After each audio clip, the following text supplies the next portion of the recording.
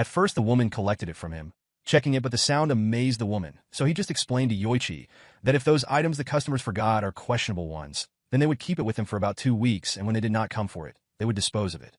Yoichi then grabbed the concept and said he would also keep the vibrator then. After some time, they eventually finished the cleaning. Yoichi was very tired as he did not even know that they would meet up by the way. Hana's mother then thanked him for the help he rendered her that father, but Yoichi returned the appreciation, as he reminded her that he should be the one who should be thankful to her because she let him. And moreover, he knew that working at a guest house is very stressful and hard to do. Yoichi was later shocked in mouth agape when he heard from Hana's mother that it was even Hana who did all the cleaning every day before, until her grandson, who later joined to help her with it. But then it looks like that one wants to leave that guest house very fast. But Yoichi was shocked because he was even tired despite doing group work, not talking solo. So Hana's mother narrated to Yoichi when those chores became too much for her that he cannot cook for the customers. Instead, it was her husband who even made meals for the customers, as he was referred to as the head chef. Because she said Hana does not know anything about cooking, so she cannot help with it, except one arigiru of Thai fish, which he told Yoichi secretly that Hana can make. When her mother even noticed that ever since Yoichi came into that house, her daughter had been doing extraordinary work, which he thought her daughter might be doing to impress Yoichi. Yoichi even did not know why Hana would stress herself to that extent. Later that day, Yoichi did not know when he fell asleep in their midst, as he has not been able to sleep much lately, plus the fact that he was also tired for that day's cleaning too. Meanwhile, while Yoichi was sleeping on their laps, Hana's mother and Hana were still talking about Yoichi, knowing fully well how Yoichi helped them a lot that day, as the woman noticed the fact that he was also careful with his work as well. Even he was said to have worked hard that day without complaint at all. Moreover, the woman claimed that Yoichi even speaks more politely than her own daughter. So, Hana's mother was happy with the kind of person Yoichi was, as that made her happy that her grandson actually made a good friend by the way. But Hana told her mother that he has a bad side, as she explained how Yoichi does weird stuff in the house with the fact that he also likes girls as well. Unknowingly to them, Yoichi was hearing what Hana was telling her mother. He wanted to deny it, but he did not want to raise his head to show that he had woken up from his sleep for a while, and he did not want to continue talking about it again. Hana even remembered to tell her mother to the point of where Yoichi was asking her to open her tongue, which Yoichi himself could not deny where he was sleeping. He knew that was true. Since Hana's mother saw what her daughter said about Yoichi, she decided to volunteer to start looking after him, as she knew that her daughter might be busy. Plus, she added that she would also make sure to check after his academics performance too, because she would not allow him to just laze around despite being a university student. But Hana did not want to release Yoichi for her mother, so she dragged Yoichi under her burst, showing that she would hold on to him no matter what. Whereas Yoichi was finding it hard for him to be convenient under that burst, as he also thought about everything, considering if that kind of stuff continues to happen, not to even talk of falling in love, it would not even work. Because he knew that he might die due to insomnia. After what felt like an eternity, Yoichi finally returned to the university. The past weekend had been hectic at the guest house, and with a shortage of staff, he had spent most of his time helping out to return the favor for their hospitality. Although he appreciated being able to lend a hand, the exhaustion had taken a toll on him, especially since he had so much on his mind. The pressures of university life weighed heavily on him. Finding a new residence, managing his studies, and figuring out how to pay for everything were constant sources of anxiety. But the most immediate problem Yoichi faced was his inability to stay awake in class. His body was drained from the long hours of work over the weekend, and despite his best efforts, his eyelids grew heavier with each passing minute. No matter how hard he tried to focus on the lecture, his fatigue overwhelmed him. Before he knew it, his head had drooped onto the desk, and he slipped into a light sleep. When the class finally ended, Yoichi jolted awake, realizing with a sinking feeling that he hadn't managed to take a single note during the lecture. The professor's words were now just a blurry memory, and the realization hit him hard. He had missed out on important information that would likely be crucial for his studies. A wave of frustration and guilt washed over him. What made it worse was the cost of it all. He couldn't stop thinking about the expensive tuition fees he had paid. The idea of wasting such a significant investment by sleeping through classes felt like a personal failure. As Yoichi sat in his seat, mentally kicking himself for missing out on the lecture, he suddenly felt a tap on his shoulder. Turning to his right, he saw the female course mate from the previous time, the same one who had invited him to the get-together he had been forced to decline. She smiled softly and handed him her notes, along with a concise summary of the class. It was clear she had noticed his lack of participation and took the initiative to help him out. Surprised and grateful, Yoichi glanced at her and mumbled a heartfelt thank you. As he looked at the notes, his eyes caught her name written neatly at the top. Asakura. He now knew the name of the kind girl who had gone out of her way to help him. Feeling awkward about borrowing her notes, Yoichi quickly took out his phone and snapped a few photos rather than copying everything by hand, not wanting to waste her time any further. As he finished, the janitor called out to them, reminding them that the lecture hall was about to be locked for the day. With no other choice, the two of them packed up their things and left the room, heading toward the elevator. As they rode the elevator down to the first floor, Yoichi found himself feeling a bit nervous, but also eager to show his appreciation. Asakura had done him a huge favor by giving him the notes, and he didn't want to just leave it at that. As they stepped out into the main hall, he asked her to have lunch with him at the cafeteria as thanks for giving him the notes. Once they reached the cafeteria, Yoichi couldn't shake the feeling that he had interrupted Asakura's day by asking her to join him for lunch, and he quickly apologized. He wondered aloud if she had any other plans, or if she was just waiting to meet up with other friends. Asakura reassured him with a calm smile, explaining that she typically ate alone. She went on to explain that, despite her efforts, she had attended the get-together the other night, not to socialize with just anyone, but to make some new friends. Unfortunately, she had felt out of place, as her way of thinking didn't seem to align with the others at the gathering. Yoichi listened quietly, absorbing her words. Asakura then told him that she was grateful to have been invited to the cafeteria by him. Her tone was casual, but there was a subtle sincerity in her voice, a gratitude that didn't go unnoticed. It was at that moment that a realization struck Yoichi. As he looked at Asakura, it dawned on him that she might have been trying to form a connection with him all along. She had been the one to reach out to him at the university, and now, here she was, making an effort to sit with him and share her thoughts. He wondered why she had chosen to talk to him, out of all the other people she could have approached. After school, Yoichi and Hana headed to a nearby bar where they met Run, a familiar face, to chat and unwind. Run, always blunt and observant, took a moment to size Yoichi up before remarking that he had an innocent and harmless appearance. He speculated that this might be why someone like Asakura had approached him.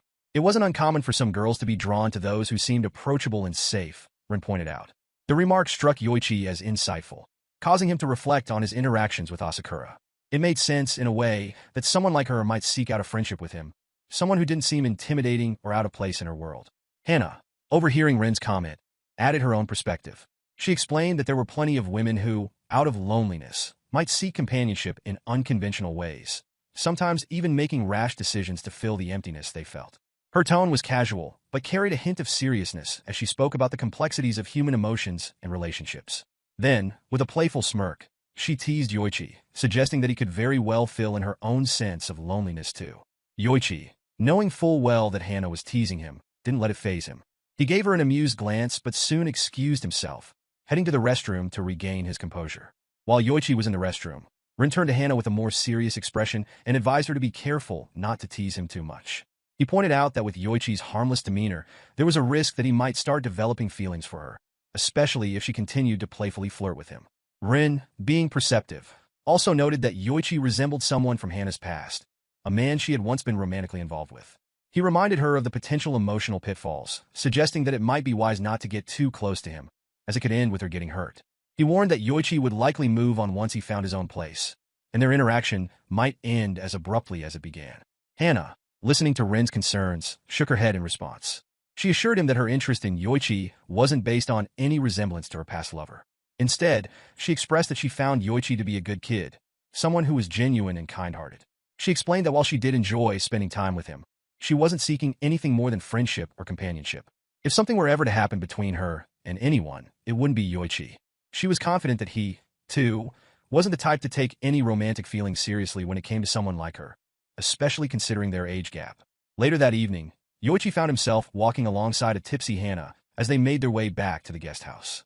Hana, clearly intoxicated, was having difficulty keeping her balance, and Yoichi, despite his own thoughts, found himself helping her along.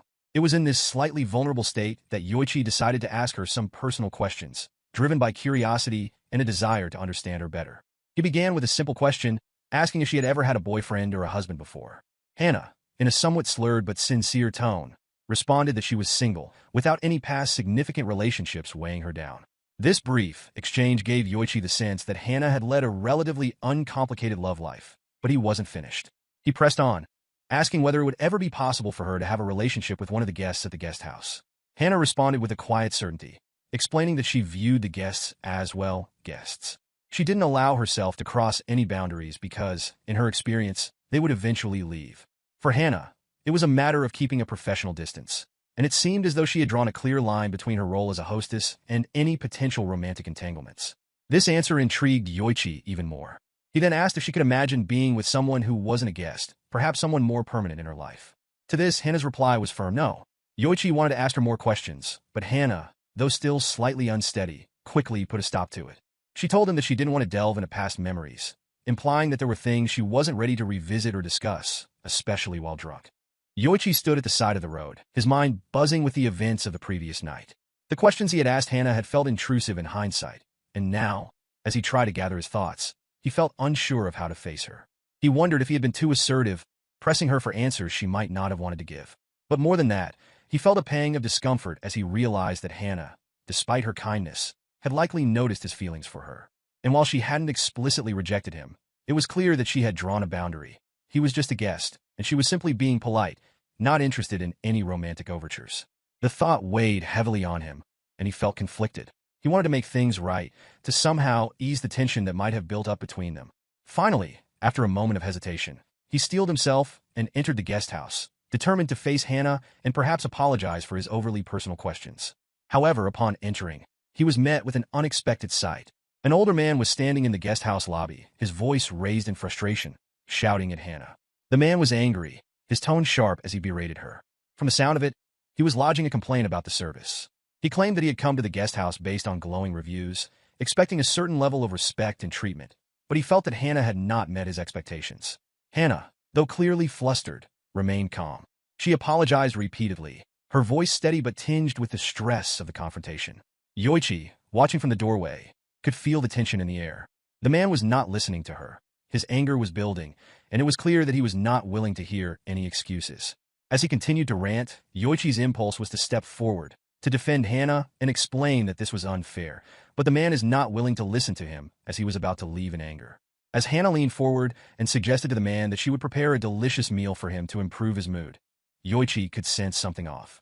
The man was about to refuse the offer, likely still annoyed by the situation, but something about Hana's calm demeanor and her genuine offer seemed to sway him. After a moment of hesitation, he grudgingly accepted and followed Hana to his room. Yoichi, still observing from a distance, had a sinking feeling in his stomach. He didn't trust the man entirely and couldn't shake the suspicion that there was more to his behavior than just being upset about the guest house's service. Despite the unease, Yoichi said nothing, choosing instead to stay silent and keep his thoughts to himself for the time being. The atmosphere was tense, but Hana seemed determined to maintain a professional, calm composure, not letting the man's behavior get to her. When dinner time arrived, Hana served the man a generous portion of fresh seafood. The man, now seated at the table, was visibly impressed by the quality of the food. He muttered a few appreciative words, his mood softening, though it was clear his earlier dissatisfaction lingered beneath the surface. After a while, Hana came over to Yoichi with a small dessert. She handed it to him with a smile and quietly thanked him for helping her the previous night when she had been drunk. Yoichi felt a sense of relief. She seemed not to remember much of the conversation they had shared in her drunken state, something that had been preoccupying his thoughts. Meanwhile, the man, though momentarily distracted by the food, soon began to show his displeasure again. He was clearly upset that Hana wasn't giving him enough attention, feeling neglected in favor of attending to Yoichi. The man's annoyance began to simmer beneath the surface once more, and as soon as he was done with his meal, he didn't waste a moment in moving toward his phone. Yoichi watched with a sinking feeling as the man proceeded to write a negative review about the guest house, his dissatisfaction spilling over into a public complaint. The rain outside created an unexpected obstacle, preventing the guest from heading out to the bar as he had initially planned.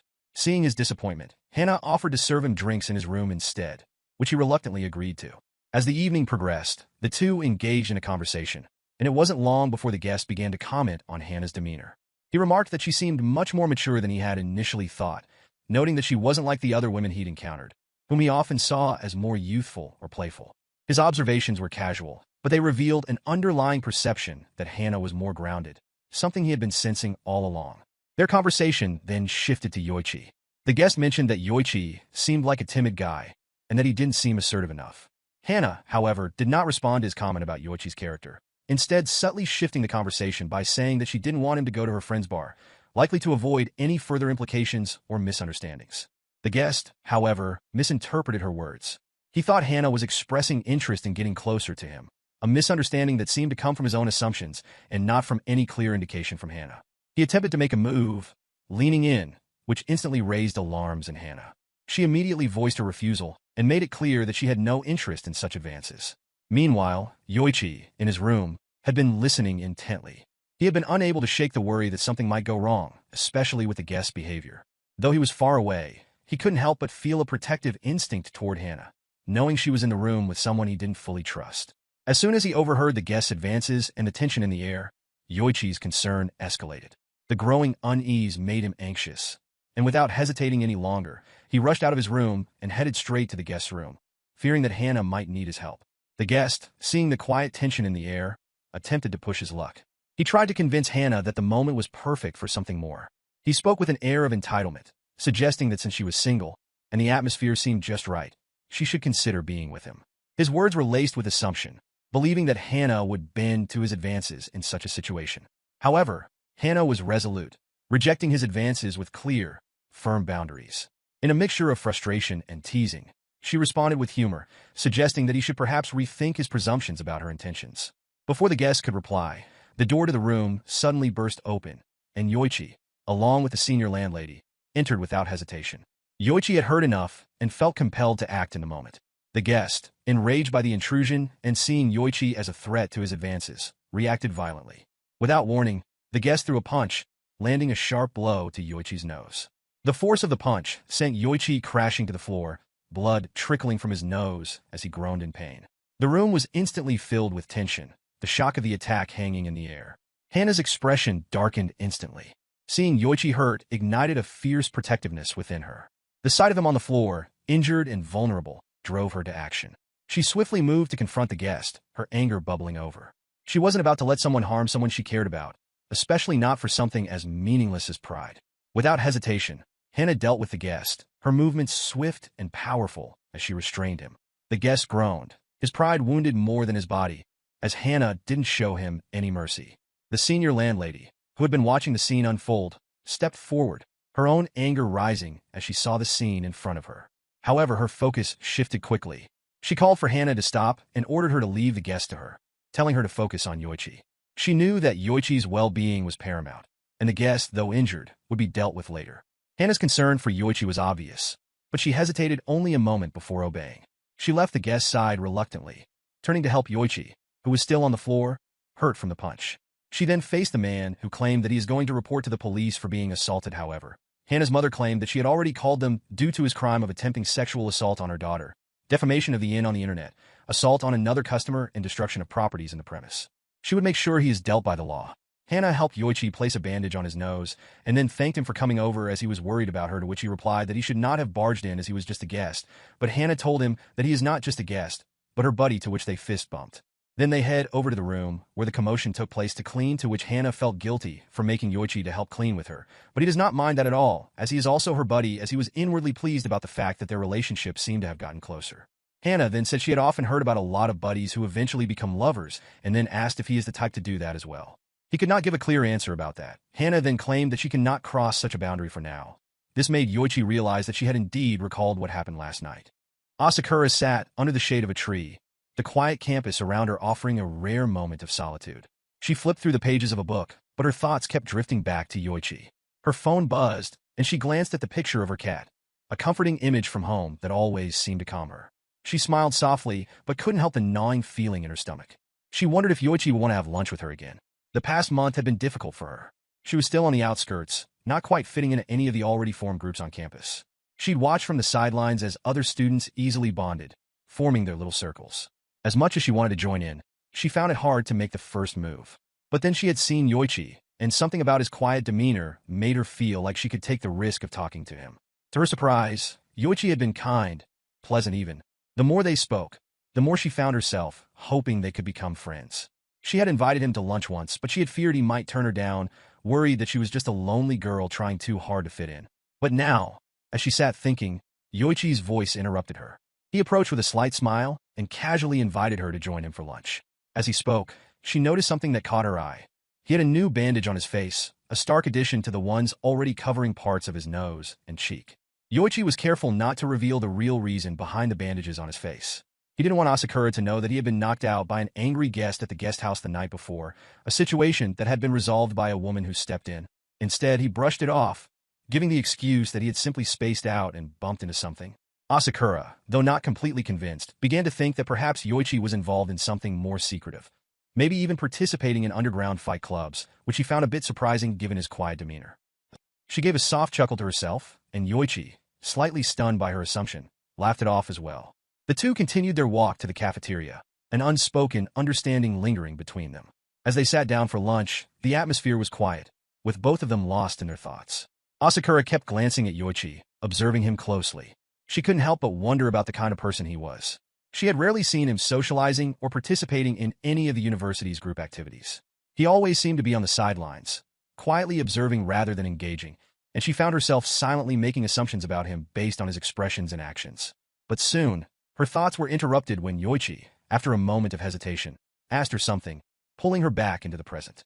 Yoichi asked Asakura about a question that had been bothering him. He wanted to know, from a girl's perspective, if it was truly impossible for a girl to be romantically interested in someone of the opposite sex whom she only saw as a friend. Asakura thought for a moment before giving him a neutral answer. She explained that it really depends on the person. Relationships start by exchanging contact information and getting closer over time, but one has to be careful not to cross any boundaries or red flags along the way. Her response felt somewhat bland to her, as if it didn't fully capture the nuances of romantic interest. Yoichi, surprised by the simplicity of her answer, suddenly realized that he hadn't even thought about asking Hana for her contact information, something he had meant to do. Grateful for the suggestion, he thanked Asakura, promising to talk more about it the next day over lunch. He asked Hana when he got home, but he was refused by her, who claimed that her line is broken, and even brought out her flip phone saying that it got faulty a few years ago. He could not believe such a woman was still using a flip phone in their era. The senior landlady then came over and told Yoichi that they can exchange their contact, and that she also used the social media, that she had a lot of followers. The following day, Yoichi found himself walking toward his lecture room with a sense of unease. The slip of paper with the senior landlady's contact still weighed heavily in his mind. It was the first time he had ever asked for a girl's contact information, and now, with it in his possession, he felt uncertain about what to do next. Beside him, Asakura observed Yoichi quietly. He had been distant throughout the lecture, his attention clearly elsewhere. His usual focus in class was missing, and she noticed the tension in his demeanor. She had never seen him so distracted, so she began to wonder what could be on his mind. She knew he had been contemplating something related to the idea she had suggested, and it was now clear to her that whatever it was bothering him. Asakura had never thought to ask him about his friendships at school, but with Yoichi clearly preoccupied, she found herself curious. She began to think about whether he had any other friends besides her and Itsuki. Her thoughts were interrupted by a sudden realization. Aside from the two of them, Yoichi didn't seem to have any close female friends. It struck her as odd. In school, most people had a broader circle of friends, but Yoichi was different. He didn't seem to hang out with others often, and the few times he did, it was either with her or Itsuki. She couldn't help but wonder why that was the case. Asakura's thoughts drifted as she mulled over the idea that perhaps she was the only female friend Yoichi had. He then described the appearance, which was quite similar to Asakura, who has black hair and wears glasses. As the lecture progressed, Asakura found herself increasingly flustered by the thought that Yoichi might have been trying to confess something to her, albeit in an indirect and confusing manner. Her mind raced as she tried to make sense of the situation. It was unsettling to think that Yoichi, her friend, might like her in a way she hadn't expected. The idea seemed almost absurd at first, but she couldn't ignore the possibility. She had always seen Yoichi as a quiet, somewhat reserved person, and the thought that he might harbor feelings for her made her heart skip a beat. After all, it was her who had started the conversation between them, and maybe that had made him think she was more open or available than she really was. The idea made her uncomfortable, and she couldn't shake the thought that he might be misjudging her.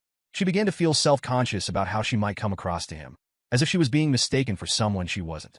In an attempt to clear the air, Asakura decided she needed to address the situation head-on.